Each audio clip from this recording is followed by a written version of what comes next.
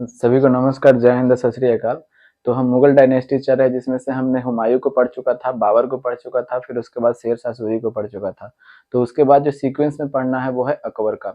तो अकबर कैसे कैसे गद्दी पर बैठता है और कैसे कैसे उसको युद्ध कर करके संघर्ष करना पड़ता है, एक छोटी सी उम्र में क्या होती है, गद्दी को संभालता है मुगल डायनेस्टी में, और कैसे एक बड़ा साम्राज्य स्थापित करता है अकबर, हम उसी को आज चर्चा करेंगे। तो जैसे में हमने पिछली बार चर्चा कर चुका था कि 1540 ईस्वी में क्या होती है कि कन्नौज का युद्ध होता है, जिसे हम बिलग्राम का युद्ध कहते हैं।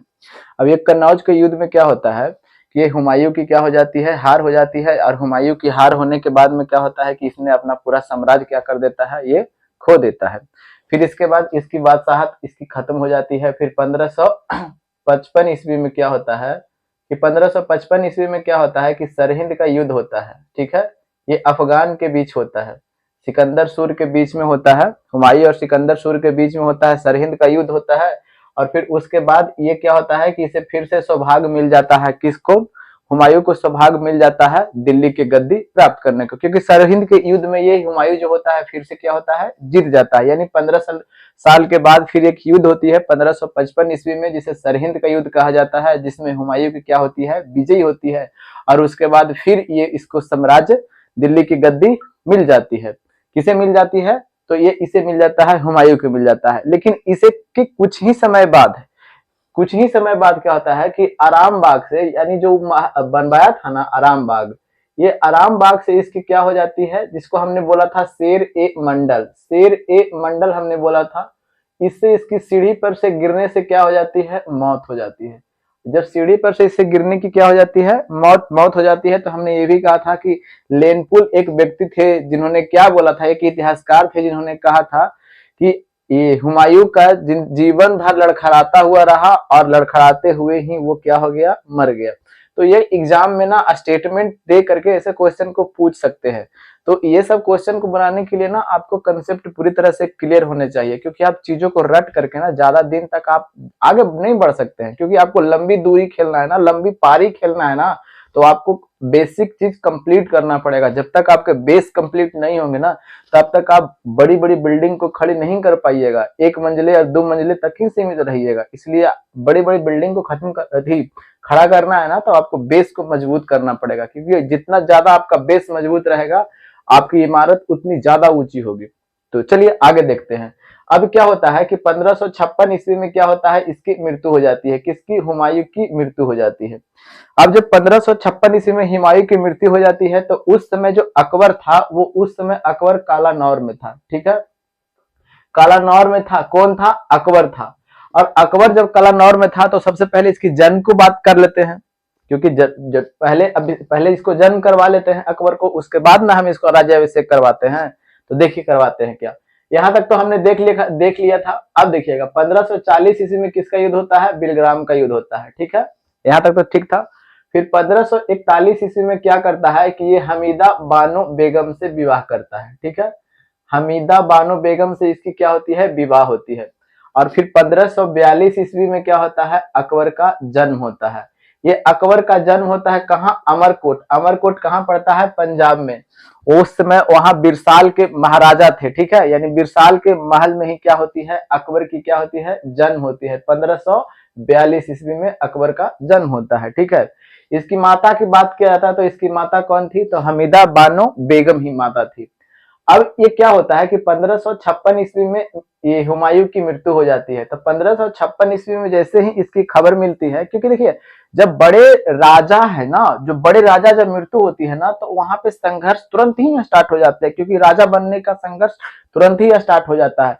तो 1556 ईस्वी में ही कालानौर में ये अकबर था। ठीक है, तो उस समय क्या होता है कि कालानौर में ही बैरम खां जो है एक ईंट का राज सिंहासन बनाता है, और राज सिंहासन पर किसे बैठाता है, अकबर को बैठाता है। यानी ईंट का ही राज सिंहासन बनाता है और अकबर को क्या करता है, वहां पे बैठाता है, और इसे राजा घोषित कर देता है। किसे, अकबर को घोषित कर देता है। मात्र 13 वर्ष, देखिए इस समय खेलने कूदने का उम्र है, और 13 वर्ष की उम्र में ये उतने बड़े साम्राज्य का क्या बन चुका है, मालिक बन चुका है, यानी इसके सर पे ताज चढ़ चुके हैं।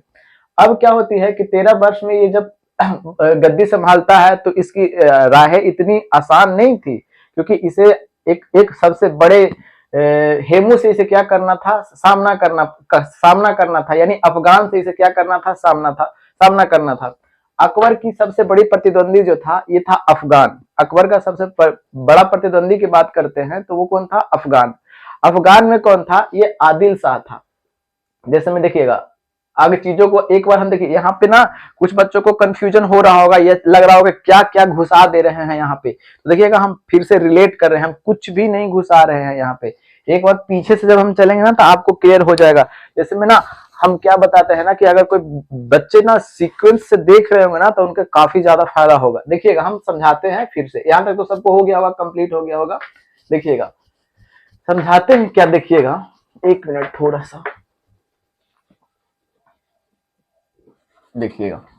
हाँ क्या देखिएगा, देखिएगा 1545 ईस्वी में किसकी मृत्यु हो जाती है, तो 1545 ईस्वी में शेर शाह की मृत्यु हो जाती है। ठीक है, जब शेर शाह की मृत्यु हो जाती है तो उसके बाद कौन शासक बन रहा था, यानी शेर शाह जो कौन था, ये अफगान था, ये अफगान था। ठीक है, यानी पूरा गद्दी किसके हाथ में था, हुमायूं को कौन हराया था, शेर शाह सूरी हराया था। शेर शाह सूरी कौन था, अफगान था। यानी पूरी सत्ता अभी किसके हाथ में थी, पूरी की पूरी सत्ता अभी शेर शाह सूरी के हाथ में ही थी। ठीक है, यानी अफगान के हाथ में ही थी। लेकिन 1545 ईस्वी में शेर शाह सूरी की क्या हो जाती है, मृत्यु हो जाती है। जब इसकी मृत्यु हो जाती है तो फिर इसके जगह पे कौन बनता है, इस्लाम शाह। ठीक है, ये इस्लाम शाह बनता है। फिर इस्लाम शाह के बाद कौन बनता है, ये आदिल शाह बनता है। इस्लाम शाह के बाद कौन बन रहा है, तो आदिल शाह बन रहा है। तो देखिए इसी का वंशज है ना, तो ये भी तो अफगान ही है। यानी अभी दिल्ली की सत्ता अभी पूर्ण रूप से किसके हाथ में बैठी हुई है, किसके रूप में थी, यहाँ पे आदिल शाह के हाथ में ही है। ठीक है, लेकिन फिर 1555 ईस्वी में क्या हो रहा था, इसके पहले हमने चल चुका है। फिर 1555 ईस्वी में क्या हुआ था, सरहिंद का युद्ध हुआ था, जिसमें जिसमें क्या होती है, अफगान की हार होती है। तब ना ये कौन, हुमायूं फिर से मुगल साम्राज्य को स्थापित करता है। तो कुछ क्षेत्र पर तो अभी अफगान है ही ना, क्योंकि इसके कुछ ही समय के बाद ना हुमायूं की मृत्यु हो जा रही थी। हुमायूं की फिर 1556 ईस्वी में मृत्यु हो जाती है। जो कुछ क्षेत्र पर तो अभी अफगान बचे हुए हैं, पूरी तरह से तो खत्म नहीं हुए थे ना।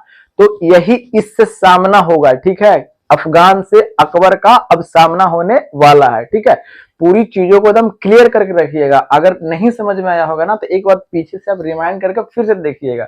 ठीक है, क्योंकि हमने ऐसा नहीं कि हमने कहीं से लाया और फिर घुसा दिया, हम चीजों को एक कड़ी से कड़ी जोड़ते चलते जा रहे हैं। और जब आपको कंसेप्ट क्लियर नहीं होगा तो फिर आपको रटना पड़ जाएगा। तो कब तक रटिएगा, रटने से कुछ नहीं। ये माइंड जो है ना रटने के लिए नहीं बना है, ये रटिएगा तो कल भूल जाइएगा। ठीक है, अब देखिएगा अब क्या होता है कि ये आदिल शाह जो है, ये आदिल शाह ना है, इसके दरबार में कौन रहता था, ये हेमू था। ये हेमू जो था ना, ये हिंदू शासक था। कौन सा था, हिंदू शासक था। इसने एक छोटे से पद से स्टार्ट किया था और इसको सबसे बड़ा पद मिला था, वो था वजीर का। किसका पद मिला था, वजीर का पद मिला था। ये किसे मिला था, ये हेमू को मिला था। हेमू को कौन सा पद मिला था, वजीर का पद मिला था। और इसने आदिल शाह ने इसे एक उपाधि दिया था, वो उपाधि का नाम क्या था, विक्रमादित्य का उपाधि दिया था। तो क्वेश्चन कभी ये भी पूछ सकते हैं ना कि विक्रम हेमू को विक्रमादित्य का उपाधि किसने दिया था, तो आदिल शाह ने दिया था। यानी सबसे बड़ा पद जो कहते हैं ना, ये हेमू को प्राप्त था। यहां तक तो एक कहानी का एक पार्ट हम यहां तक अभी स्टॉप करते हैं। ठीक है, अब यहाँ पे स्टॉप कर देते हैं, फिर उसके बाद हम ना फिर कहानी को अकबर से स्टार्ट कर लेते हैं। ठीक है, अब देखिएगा अब क्या होता है, कालानौर में कौन बैठ रहा था राजगद्दी पे, कौन बैठ गया था, 13 वर्ष की उम्र में अकबर बैठ चुका था। और जब अकबर छोटा है, ठीक है, अकबर अभी छोटा है, मात्र 13 वर्ष का अवस्था है इसको। जब 13 वर्ष की अवस्था है तो बैरम खां जो था ना, अकबर का संरक्षक बनता है। कौन संरक्षक बन रहा था, बैरम खां बन रहा था अकबर का संरक्षक। और इससे एक बहुत बड़ा पद वजीर, जो अभी हेमू को मिला है ना, ये आदिल शाह दिया है ना, इसी भी बैरम खां को एक बड़ा पद मिला है, वो है वजीर का। ठीक है, यानी सबसे बड़ा पद होता था उस जमाने में, तो वजीर का पद किसे मिला है, यही बैरम खां को मिला है। और इसे एक उपाधि दिया गया, वो उपाधि का नाम क्या था, खान ए खाना। तो क्वेश्चन इस तरह से भी पूछे जा सकते हैं ना कि खान ए खाना की उपाधि किसे दिया गया था, तो किसे, तो बैरम खां को दिया गया था। और यहाँ पे भी किसे विक्रमादित्य का उपाधि दिया गया था, तो हेमू को। देखिएगा हमने दो कहानियां यहाँ पे चला, यहाँ पे एक कहानियां ये हो गया और एक कहानियां ये हो गया, दोनों को हम कहानियां ले लिए हैं। अब दोनों में ना दोनों पार्ट को अब भिड़ाया जाएगा, ठीक है। अब देखिए क्या होता है, इस तरफ से कौन है मेन मालिक के रूप में, अभी हेमू है, और इस तरफ से कौन है, बैरम खां है, यानी दोनों वजीर है। अब क्या होती है ना, अब देखिएगा दिल्ली की गद्दी को प्राप्त करने के लिए क्या होता है ना कि संघर्ष होती है। दिल्ली की गद्दी को प्राप्त करने के लिए संघर्ष होती है। उस संघर्ष में क्या होता है कि ये हमारा देखिए ये इंडिया है, ठीक है, ये छोटा सा मैंने रफ लिया, ये इंडिया है। ये यहाँ पे क्या करता है ना कि आक्रमण कर देता है, कौन, हेमू, यानी आगरा पर कौन कर देता है, आक्रमण कर देता है। ये आगरा पर मात्र 50,000 सेना लेकर के, ये हेमू जो होता है 50,000 सेना, 1200 हाथी लेकर के क्या कर देता है, ये हमला कर देता है। किस पे हमला कर देता है, तो आगरा पे। तो एग्जाम में कभी भी ये चीज नहीं पूछे जाते हैं ना कि कितना सेना लेकर के हमला किया था, ये सब कभी नहीं पूछे जाते हैं। हमने जो लिखा है वही एग्जाम में पूछे जाएंगे एकदम बिल्कुल, आप विश्वास कीजिए, मेरे पास एक्सपीरियंस है तब हम आपके पास आए हैं और बता रहे हैं कि नहीं तो रटने के लिए क्या क्या रटिएगा, बहुत चीज पढ़ने के लिए, ठीक है। और ये सभी चीज ना हमने एनसीईआरटी और घटना चक्र को हमने संग्रह कर करके यहाँ पे लिखा है, ठीक है। तो आगे देखिए अब क्या होती है कि ये आगरा को पूरी तरह से ये हेमू जीत चुका होता है, और आगरा को जीतने के क्रम में ही फिर ये क्या करता है, आगे बढ़ता है, आगे पानीपत, क्योंकि पानीपत एक जगह का नाम है, वो हरियाणा में पड़ता है, ये काफी बड़ा मैदान होता है, ठीक है। और जब आप किसी से भी आपको गद्दी प्राप्त करना है तो आप सामने वाले व्यक्ति को हराइएगा तब तो, यानी उसको हराने के लिए उसको सेना को क्या करना है, परास्त कर देना है। तो जब उसकी सेना को परास्त करने के लिए 1556 ईस्वी में ही पानीपत की जगह के नाम है, वहां पे दोनों हेमू और ये बैरम खां की सेना आमना सामना होती है। और दोनों की सेना, इस तरफ से कौन है, हेमू है, और इस तरफ से कौन है, बैरम खां है। दोनों की सेना आमना सामना होती है। युद्ध तो लगभग लगभग हेमू के पक्ष में ही आ रहा था, युद्ध लगभग लगभग हेमू के पक्ष में ही आ रहा था। लेकिन कहा जाता है ना कि दुर्भाग्य की बात होती है, एक कहीं से एक तीर आता है और ये तीर किसके आंख में लग जाता है, हेमू के आंख में लग जाता है, और हेमू वहीं पर क्या होता है, गिर जाता है। ये हेमू हाथी पर बैठा हुआ था, ठीक है, कहीं से एक तीर आता है और ये तीर हेमू के आंख में लगता है और हेमू वहीं पे गिर जाता है। और जब आप खुद समझिए कि जब कैप्टन ही मारा जाता है तो उसके पीछे जो सैनिक है, जो कांस्टेबल है, उसे तो डायरेक्शन देने वाला तो कोई है नहीं। जब डायरेक्शन देने वाला कोई नहीं है, यानी समझिए कि राजा ही मारा गया, तो प्रजा क्या कर सकता है। तो सेना में क्या मच जाती है, भगदड़ मच जाती है, और भगदड़ मच जाती है और ये हेमू के वहीं पे क्या हो जाती है, दर्द के पीड़ा से वहीं पे इसकी मृत्यु हो जाती है। और मृत्यु होने के बाद में क्या होता है कि बैरम खां जो है, बैरम खां अकबर को निर्देश देता है कि हेमू की सर को धड़ से अलग कर दो। सर इसको बोलते हैं और धड़ इसको बोलते हैं, पूरे शरीर को बोलते हैं, ठीक है।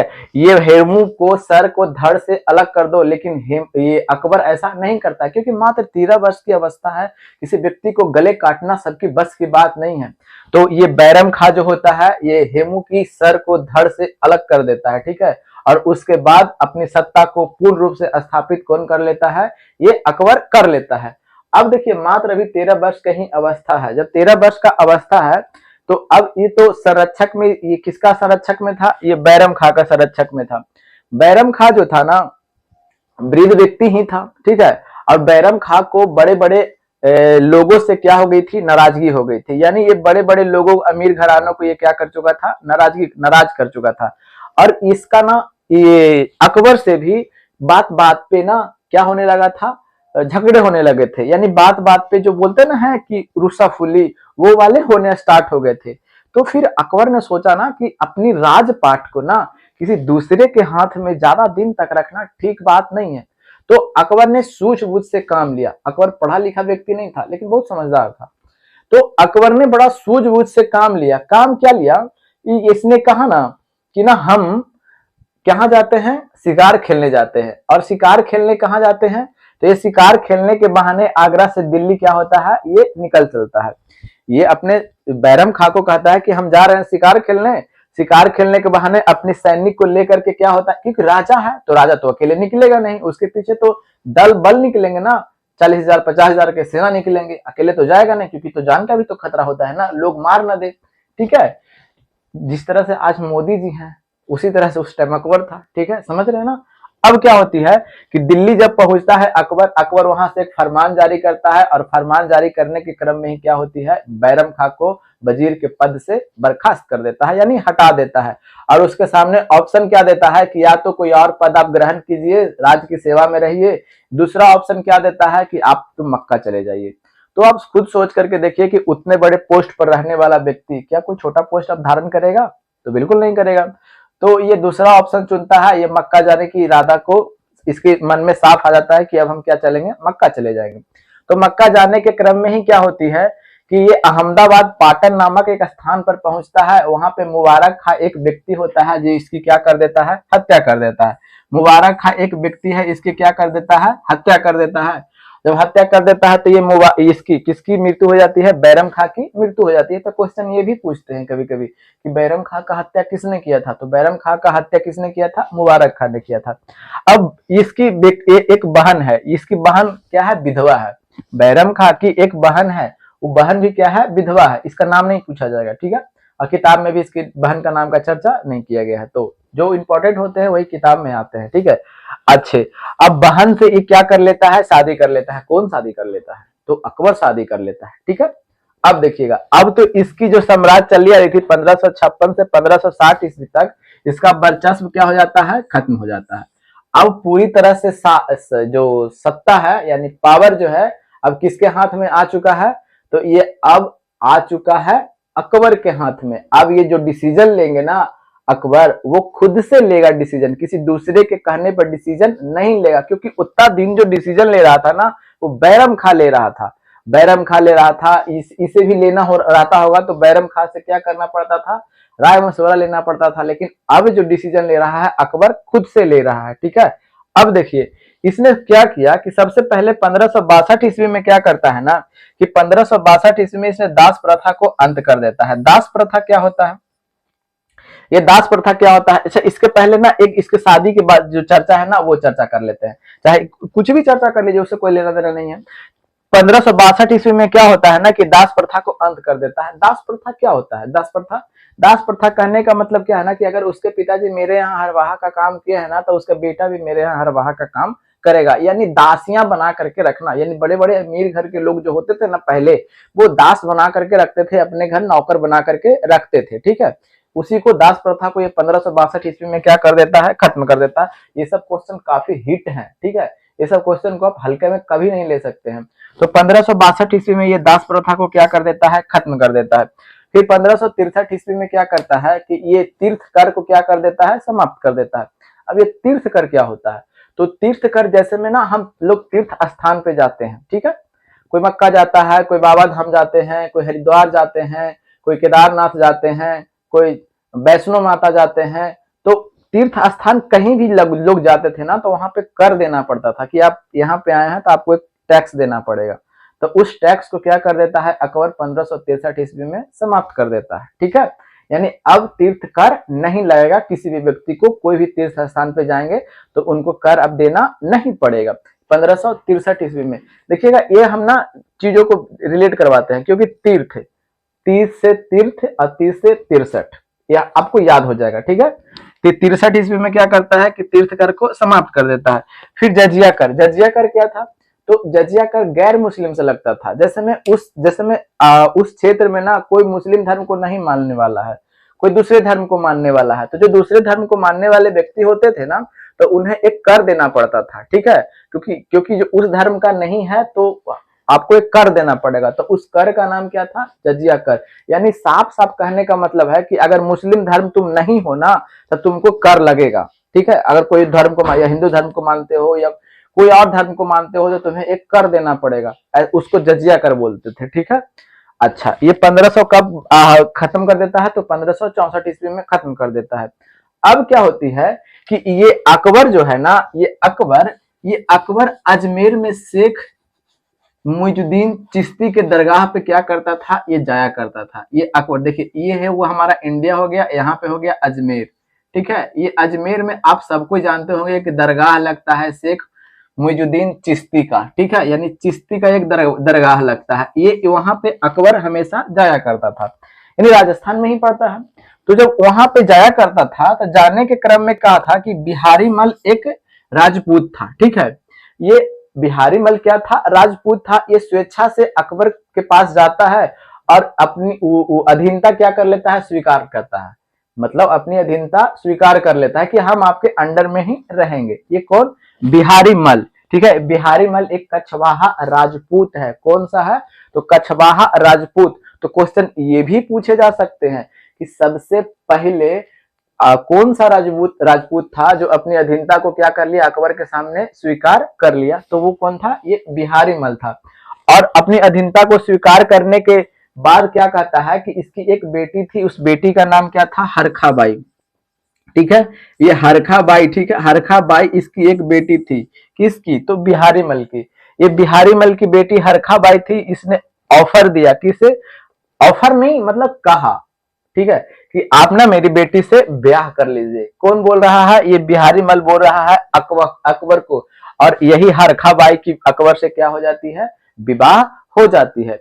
अब क्या होते हैं ना कि हरखा बाई को बच्चे नहीं हो रहे थे, तो बच्चे नहीं हो रहे थे तो ये अकबर जो था ना, ये शेख सलीम चिश्ती के दरगाह पे भी जाया करता था, ठीक है। शेख सलीम चिश्ती, किसकी, देखिए शेख सलीम चिश्ती। अब ये शेख सलीम चिश्ती के दरगाह पे जाता था, तो शेख सलीम चिश्ती ने ही अकबर को आशीर्वाद दिया था और कहा था क्या, कि आपको बच्चे होंगे, ठीक है।